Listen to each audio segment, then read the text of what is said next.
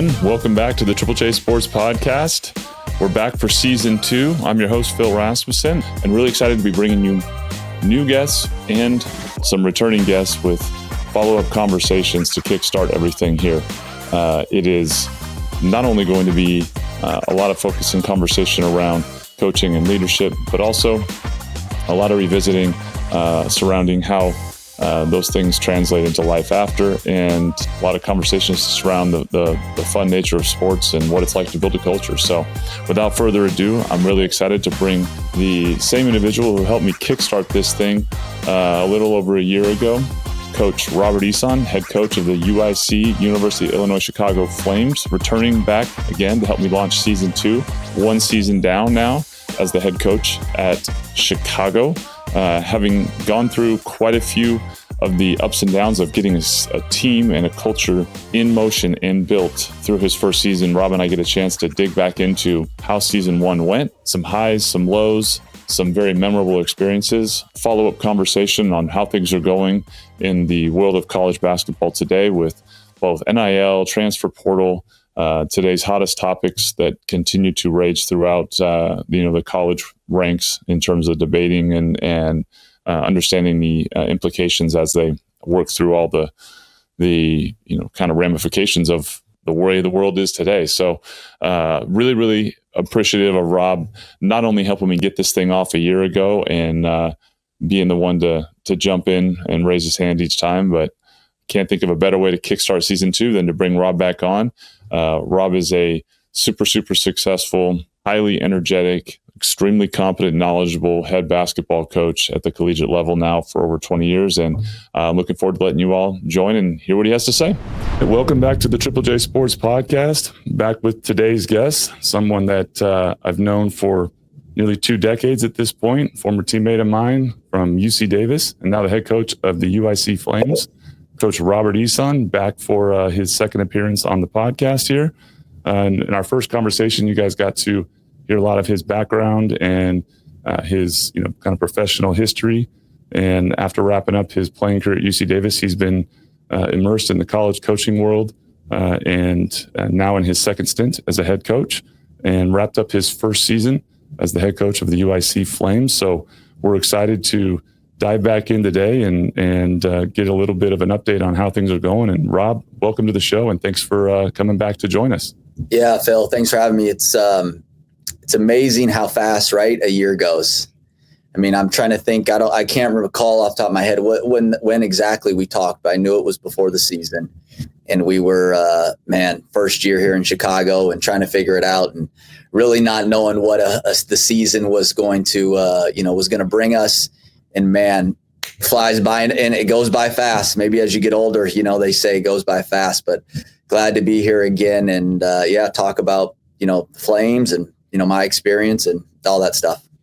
Absolutely. Well, before we dig into that, I think we have to ask the most important question from our last conversation, which is, have you been able to live up to your son's, ultimate, kind of request, which is to get him in front of Michael Jordan? I know. When I got the job, we talked about that. He thought I was going to coach Michael Jordan. And the closest we've got, Phil, is the statue in the United Center. But even growing up in Sacramento, man, I've always felt like the Jordan statue, that was like a iconic landmark. So even for myself to see the statue in the United Center, it was a cool thing. And to see my boys and my family, when we went to a few Bulls games this year, we got to take a picture in front of the statue. So that's as close as he got.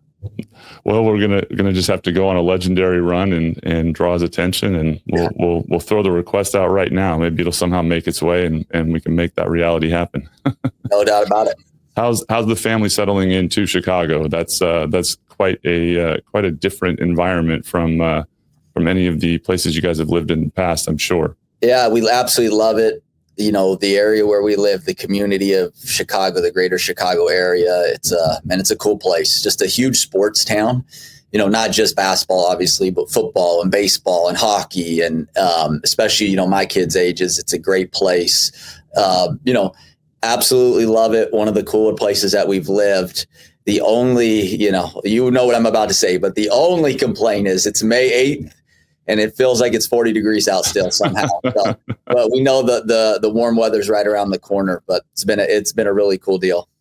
That's definitely why it gets its nickname, I'm sure. And is it as windy as the nickname says, where when you're walking down the street, you're getting blown away by the gust? It can be. It makes it. It's why it's much colder. It feels like it's much colder a lot of times than it actually really is here.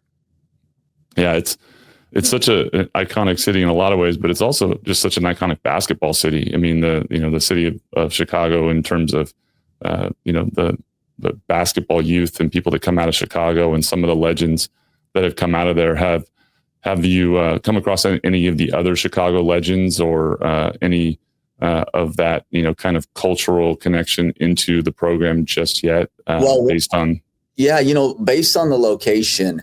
I mean, a lot of, as you said it, a lot of great players.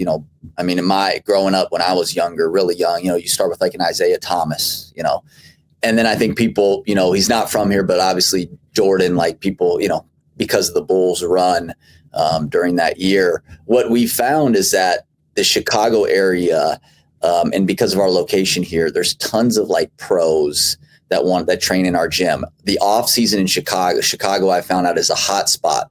A lot of agencies are here, but a lot of NBA players are here working out in our gym or in the area looking for runs. And then obviously the Bulls recently, retired Derrick Rose's jersey. Derrick Rose used to work out here a lot in UIC when he was coming up here, and his manager was a student. His personal kind of manager throughout his career was a student manager here at UIC. So there's tons of connections like that really have kind of opened my eyes, and it's because of, again, just as you said, kind of the location we're at.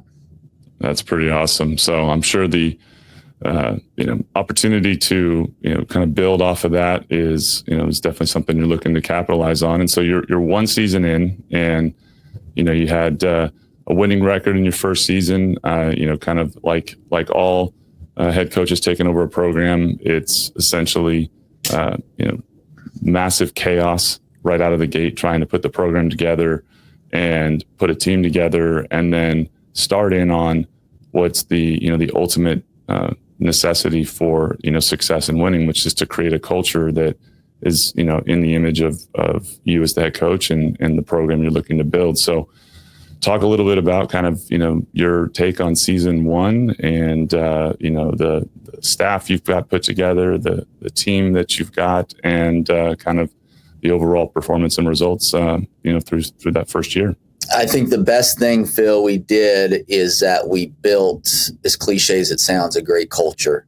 And it started in recruiting. We recruited a handful of high character guys that were about the team, guys that kind of bought into our vision, who worked extremely hard, and who the results, I think followed the culture we built, the character of our kids. And I think that's the thing I'm most proud of. Our staff was tremendously impactful in building that culture. And we kind of have a saying on social media, we put it out there as kind of like our program mantra, if you will, like a be legendary. And we kind of define it as like inspire others to strive for success, strive for greatness. And I think we talked a lot this year about what we wanted it to look like, win or lose, how we wanted to handle our business in the community, on campus, when we struggle, when we succeed. And a credit to our guys, man. It was such a fun group to coach.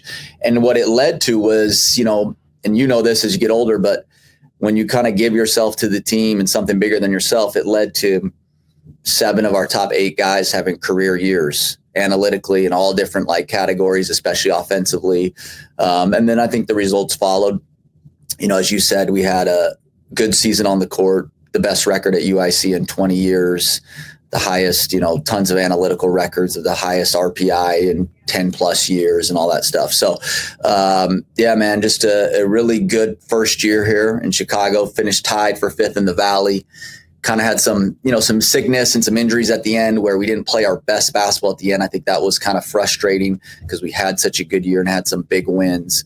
But, halfway through our season, we were knocking on the door for a top 2 or 3 seed here in the Valley and kind of finished tied for 5th, which we were proud of.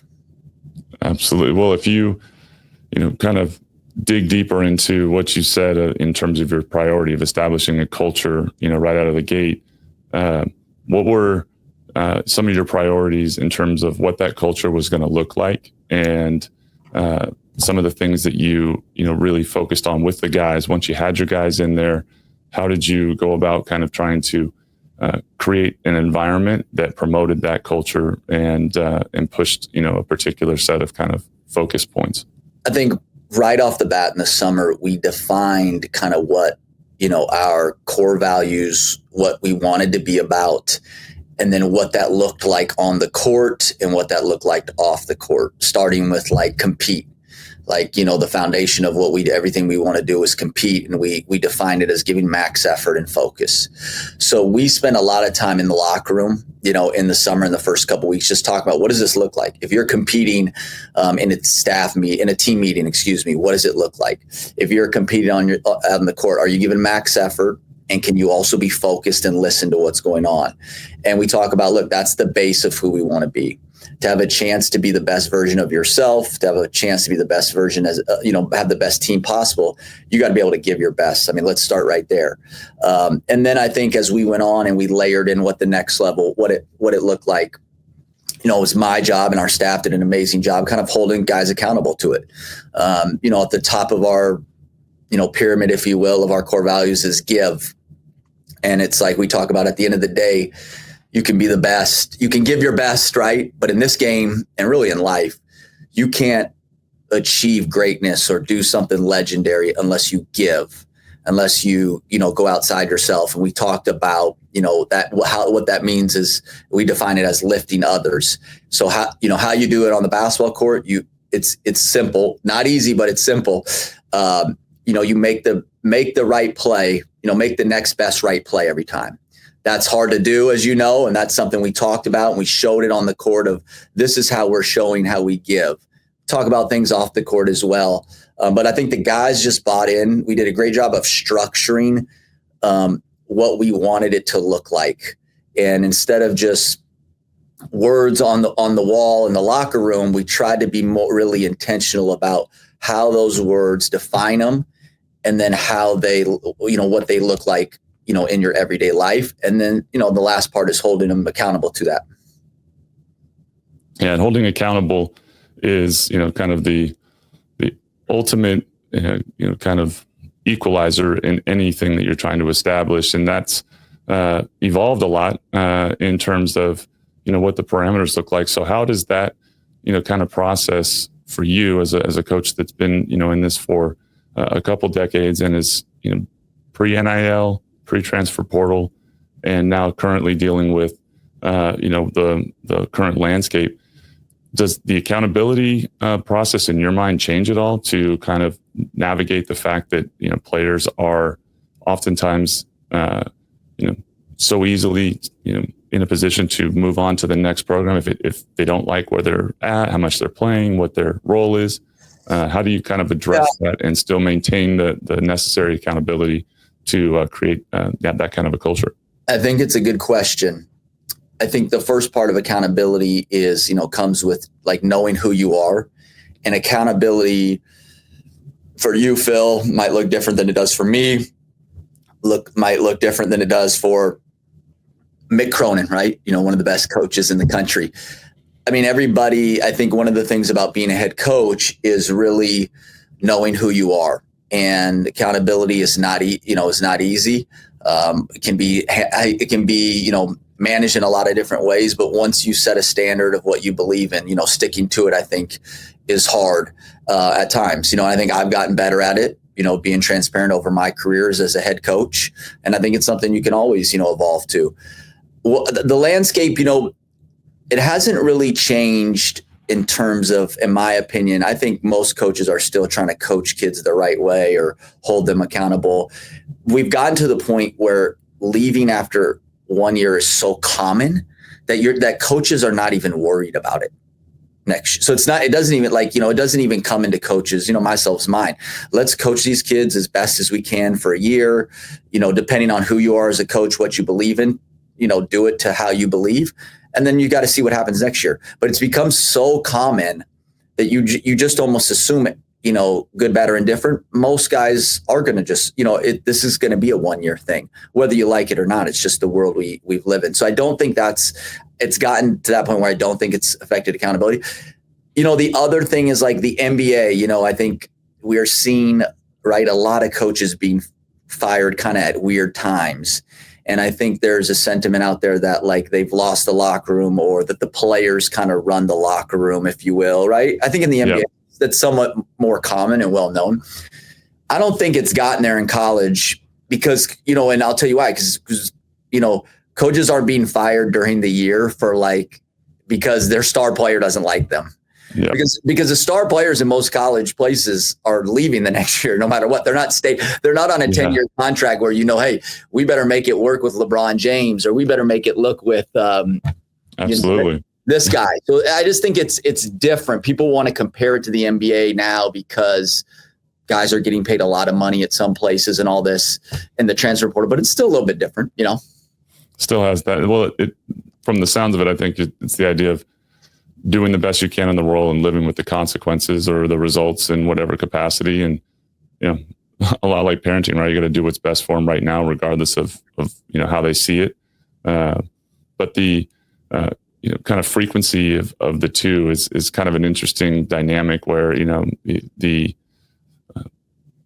concern or outcome to, and being in a program like, UIC, the more success you have with a kid, or how much success he has, the idea that may lead to, them seeking another NIL deal. Hearing a lot about that now. Do you ever kind of discuss that with guys, or is that just kind of, like you said, part of that whole, breakdown you just kind of gave everybody? You know what? We discuss it now before the season and after the season. Once this team's here and the season starts, we won't discuss any of that kind of stuff. When after the season is over, I think a lot of coaches are getting this way. I'm very transparent, very honest, very realistic of, our situation. And I said we did a great job of building culture, and, we've had a guy or two that are leaving right now. One in particular in my mind who absolutely loves UIC, loves me, loves our staff. We feel the same way. But he has a chance to make life-changing money. And all these young men are one injury away from it being over. And I think this goes back to your purpose. Would it be self-serving? Maybe it would be good, depending on who you ask, for me to convince him that this is the best situation for him. And it might be basketball wise, right? Mm-hmm. But at the end of the day, the landscape we're in, the business we're in now, if you are, as a coach, care about the kids more than just as basketball players, more than transactional, then you got to look at it from a big picture. And I was the first one to say, hey, listen, I would love to have you stay, but 100%. If you can make life-changing money for your situation at your age, we totally understand, and we will be 100% supportive. And now what you're finding is when you treat, the young men like that, it's going to come back to you, and, good things happen to you. It's as goes simple as, good things happen to good people. And so it is a totally different mindset than when we were coming out of coaching, and maybe it's a totally different mindset than 4 or 5 years ago. But yeah, so we hope our guys can do great here. And the dream is that we get our program to a point where they do well. They have some NIL offers to make life-changing money. And we are able to, have the resources to have a chance to compete in that space to get them to maybe stay and make that decision hard, right? Absolutely. But at the end of the day, Phil, it's no different than me or you. I'd love to coach at UIC for the next 20 years. But if the Warriors offer me the head coaching job for 25 times my salary, or, I'm exaggerating, but, I would probably, I'd probably be coaching Draymond next year. So absolutely. Yeah. So it's just the business we're in, and it's kind of cool. Look, I also it's kind of cool for some of these guys. You and I, when we were in college, could you imagine? You would have probably got a way bigger NIL deal than me, but could you imagine the opportunity to make some money in college? I mean, you and I were working odd jobs in the summer to try to make ends meet. So, and now the amount of money the guys can make in NIL from some of these schools, it's a unique thing. And, we both have kids, just like millions of parents. Maybe someday one of our kids or our kids' kids would be fortunate enough to be able to have a chance like some of these young men are. Well, that's obviously a fantastic reflection in terms of who you are as a leader. And I know I'm a big believer in, as a leader, you do what's best for the people that you support and that you lead, and it will come back to you in spades, from that perspective. But it starts with having the genuine desire to do what's best for them, and that you can't really fake that. And I think kind of listening to you talk about it, it's just kind of interesting to hear the evolution, and kind of looking at your the season, and as you deal with all those things, what was out of the year, what were you most proud of from your first year here at USC? And kind of on the flip side, what was maybe the biggest struggle or, kind of challenge, surprise that you dealt with? This is kind of a funny thing and probably like an insider's view, but when you take over a job like this that, has not been very successful, you're trying to make it relevant. You're trying to make it competitive. You want to, you want to put UIC on the map, right? And how do you judge that? Obviously it's hard. We had a winning record. We had some big wins, right? But it's hard. And to judge how relevant did we make UIC basketball? Well, as the season has ended and now we're trying to schedule games, nobody wants to play us this year.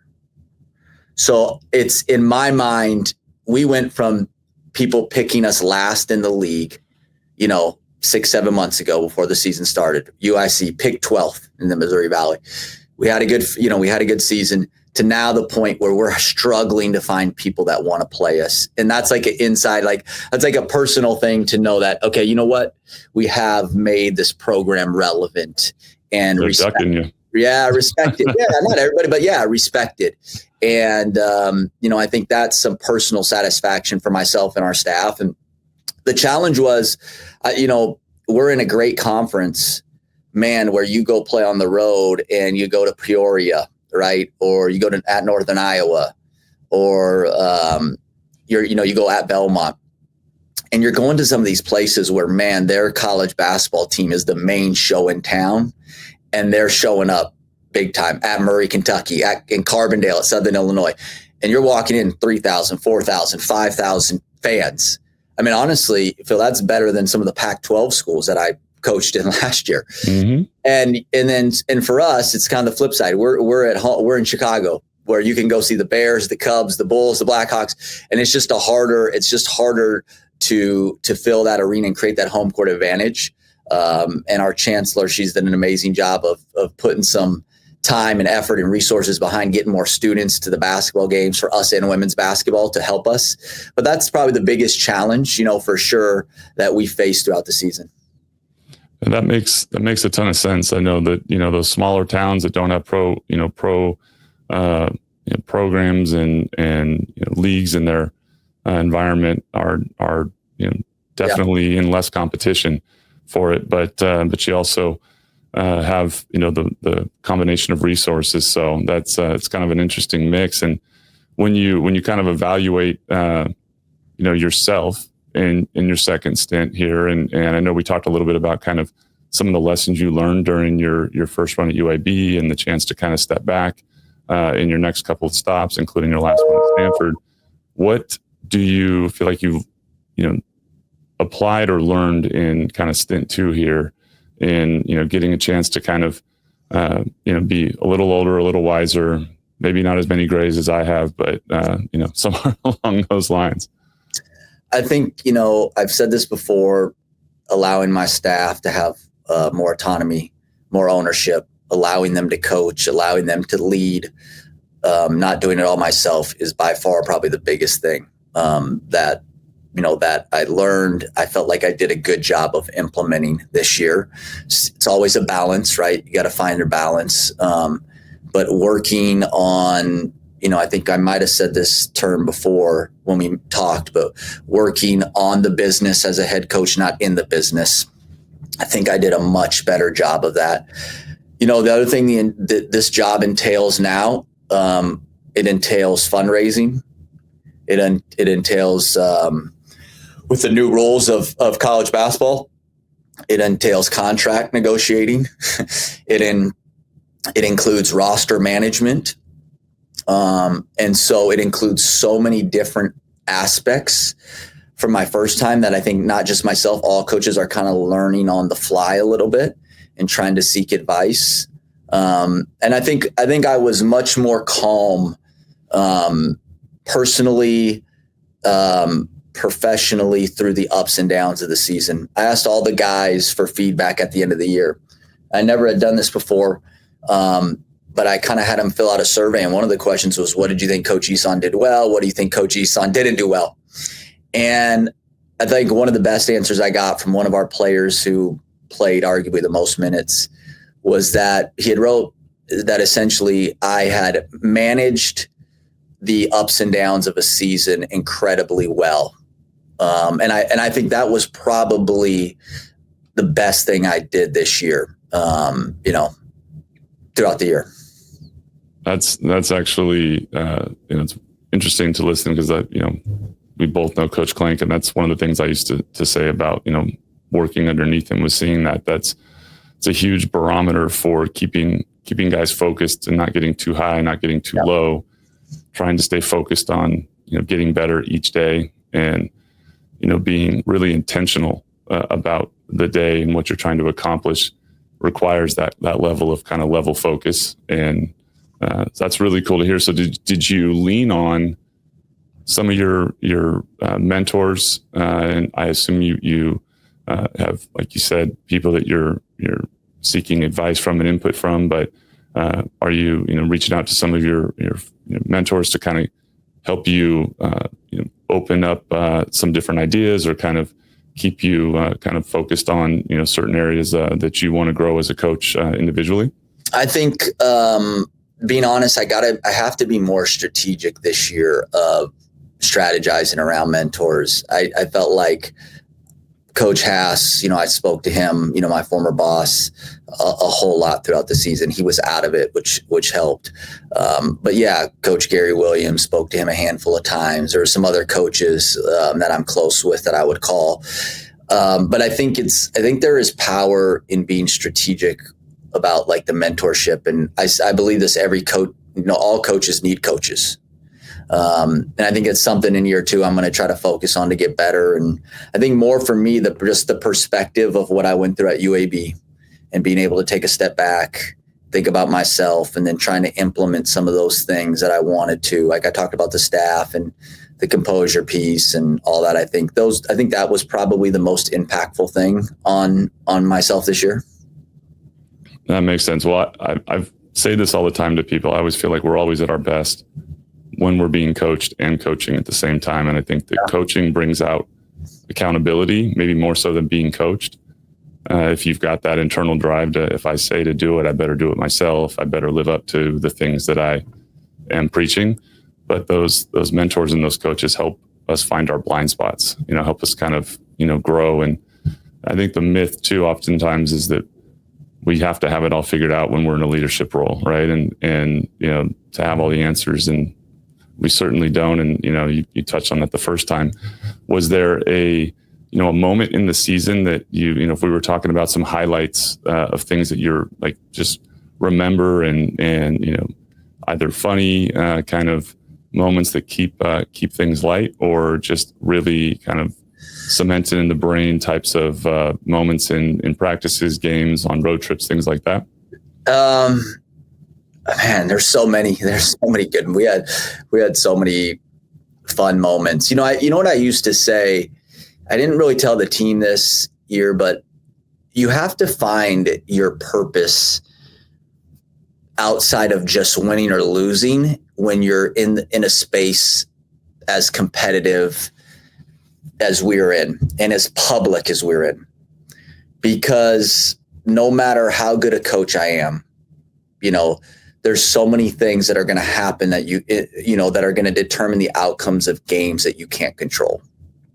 Right. So I tried to keep that in the back of my mind, as we went through the season. And there was a stretch where beginning of the year, we weren't playing great, and we were about to come up on 5 or 6 straight road games. I mean, I think it was 6 straight road games, or maybe 5. And I never had done that in my career. And we were not playing good. We had just beat Dartmouth in overtime, barely at home.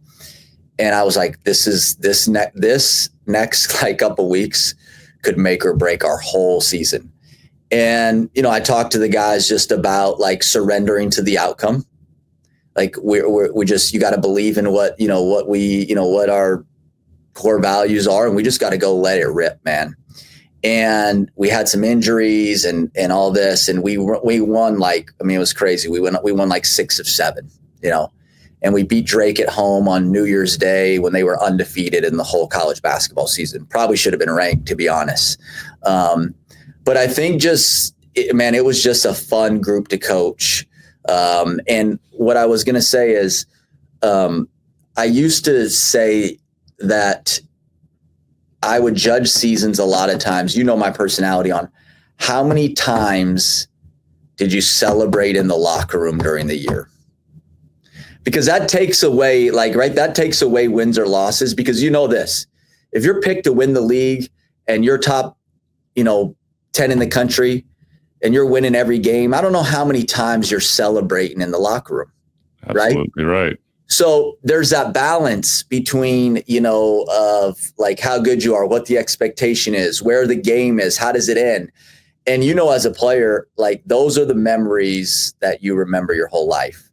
And I'll tell you what, we had probably as many celebrations in a locker room as any team maybe I've ever coached. Not the best, didn't win a championship this year. Didn't have the most, NBA draft picks, probably not the best team I've ever coached, but I don't know that there was a team that celebrated in the locker room more than we did this year. And when the season was over and we had played our last game, Valpo had beat us, upset us in the tournament. We had arguably our worst game, worst offensive game of the year, to be honest, the last game in the Missouri Valley tournament. I come into the locker room, and I mean, honestly, half the guys are crying. They're in tears, hugging each other. They're not waiting for me to talk. Like, normally a coach comes in and everyone's in their chair, just head down, waiting.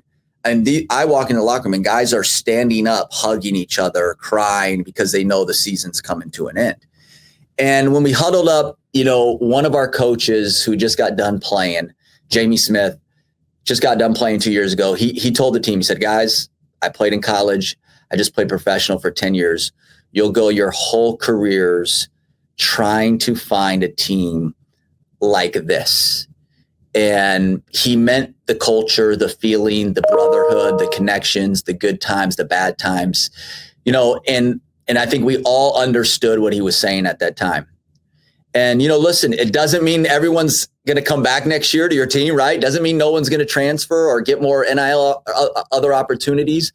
But that right there, when I reflect back, I kind of went on a ramble right there. But I think those are some of the things that, are really make me really, really proud and grateful. Well, to me, that's very meaningful because that's the reflection on the culture, right? It's creating the buy-in, it's creating the alignment, and it's very hard to be consistently successful without buy-in and everybody caring about winning, caring about succeeding. So that's awesome. And speaking of that too, I mean, one of the things that you did right early on when you built your staff, and the staffs are extremely large now when I look at the number of coaches on the staffs, in many cases you brought one of your mentors and influences in Coach Scott Sharp. How's that been, being able to have him join your staff and kind of have some full circle, not only kind of mentor support, but to be able to experience that with him as well? Coach Sharp's the OG on our staff. That's what we tell people. I think it's just cool to have somebody who impacted my life when I was 14, 15, 16, 17, 18, to be able to have him on my staff now and see him interact with the guys. And, one of our core values is humility, and nobody maybe that I've ever worked for embodies humility like Coach Sharp. He will be the first guy to take out the trash. He's the oldest guy on our staff. And there is absolutely no job too small for him. And I think he lives as well as anybody, including myself, what humility looks like. And that's one of our core values. And a lot of people that come here, whether it's recruits or coaches on visits, or it's like, man, how cool is that, a guy who was your high school coach who helped mentor you in your young age, work with you side by side. So it's truly a blessing to be able to have Coach Sharp here. That's awesome. And I'm sure it contributes to kind of the balance as a leader that, you invest a ton of time and energy into having a plan, kind of having as many of the answers as possible, right? Looking around the corner for your guys so you can let them know what's coming. That balance is sometimes hard to keep in line of, where you're challenging yourself to see where maybe you're going left when you should go right. And it's, super crucial to have people around you that aren't, yes people that are going to tell you what you need to hear. And having someone who's been in your life and known you for that many years, I'm sure is a great asset and comfort, along with being able to enable that with the staff. So are you finding that your second stint you're better and more comfortable at managing that and kind of soliciting that input to help make sure you feel in balance? Yeah, it's a good way to put it. I think 100%. The other unique thing about Coach Sharp is he was with me at UAB, so he kind of has witnessed firsthand, I think the transformation of not just me but everybody and how we've kind of run the program, and his ability to give me feedback because of our relationship has been critical. And 100%. I think a handful of times this year I solicited it from Coach Sharp. Hey, what do you think? Like, give me your thoughts, from your perspective. And he's kind of our chief of staff. So he's not on the floor coaching every day. He's doing a handful of things from 30,000 feet to help our program. So it's also another cool perspective for him to have. But I think you got to have truth tellers in your life. And that's sometimes hard to find because of the dynamic of the relationship and the organizational structure. Exactly. But truth tellers who you respect, who respect you, who you also know have your best interest at heart is very challenging to find. But I think it is critical in leadership and in coaching and in being a head coach and being successful. Without a doubt. Well, with a shift here on to try to wrap, I know we've got a few more minutes to try to hit on some fun and some humor. So talk to me about the kind of the recruiting landscape and the upcoming talent. Who've you watched in the high school and basketball scene maybe that jumps out as maybe the next talent? Some of the recruiting stories are often some of the most entertaining. So give us one or two here. You know what? I'll say this, and there's rules against talking about prospects that are younger, right? So some of the ones that are not. But what's changed, Phil, and this is the biggest question I get asked, is the transfer portal has changed high school recruiting just immensely. And all coaches, not just myself, it's just put less emphasis. And when you look at our league, of the top 6 or 7 teams, there was probably only 4 to 6 freshmen that played more than 8 or 9 minutes in a game. So it's becoming, because of the transfer portal, because of COVID, because now the JUCO rule, the older, it's just so much harder because everyone's so much older and more experienced. Grown men versus boys type. Yeah, it's just way different. There's still, obviously, I think the Cooper Flagg story was super cool to see how good he was, and he reclassed up. And, I think, quick one at Stanford, we had 2 guys on a visit in my last year that I was kind of the assistant coach, lead recruiter on them. The first official visit Con Knipple did was to Stanford. We got him to come from Milwaukee. He brought his whole family. They had never been to California. We did an amazing official visit. We played some flag football. My son was involved. He has 4 younger brothers. It was just a great weekend. We tried our best to get him to come to Stanford. He waited, and obviously he goes to Duke, and now he's going to be a top 10 pick in the draft, after 1 year.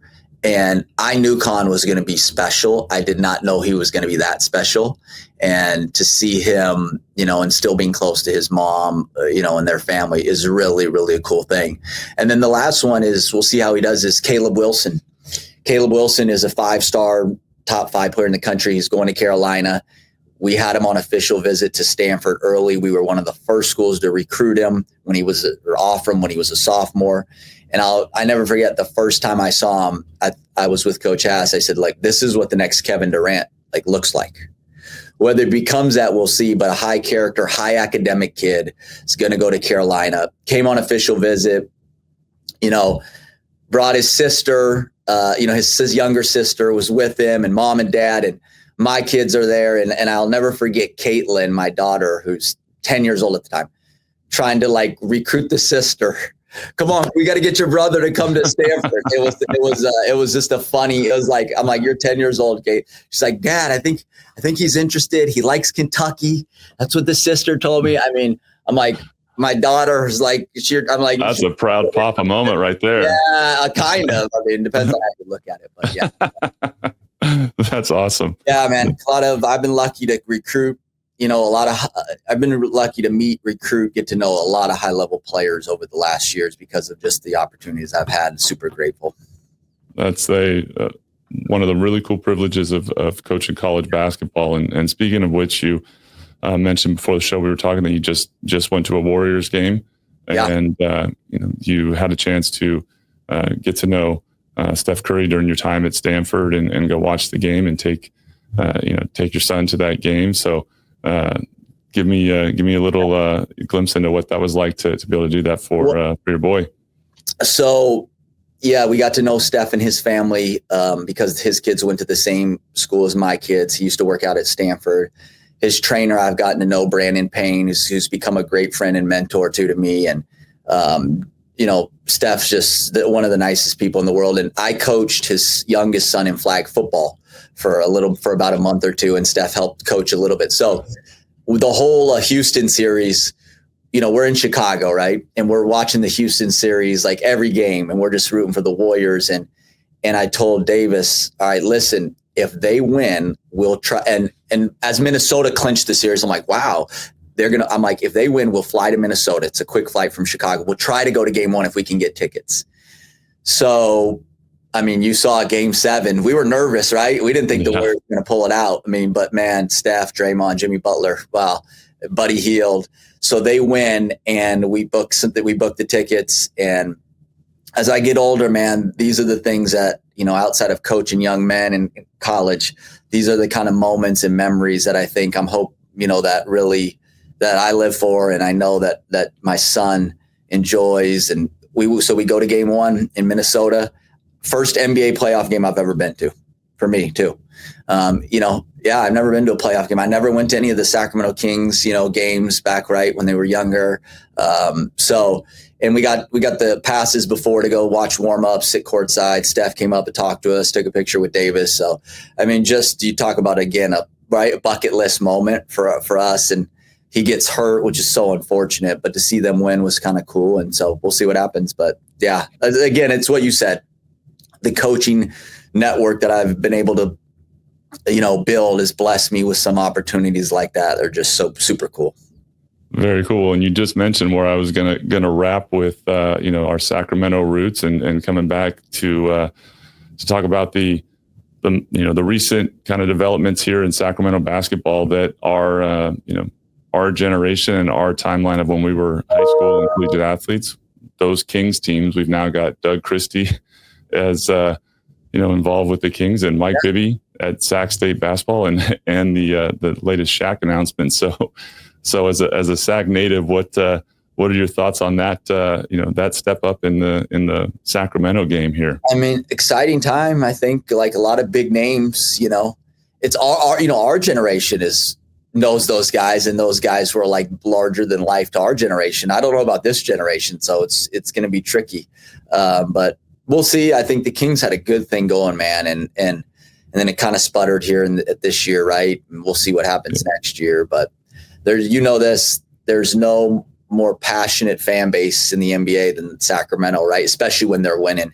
And so we'll see what happens in the next year or so. Absolutely. Well, you guys will have to try to get Sac State on the schedule, and see what kind of skills Shaq has as a GM. Yeah. So awesome, Rob. Well, thank you so much for making the time, man. We are thrilled to have you back, and congrats on a great first season, and good luck on the off season, and ramp up for season number 2, my friend. Appreciate you, Phil. Yeah, let's do it again sometime. Absolutely, buddy. Take care.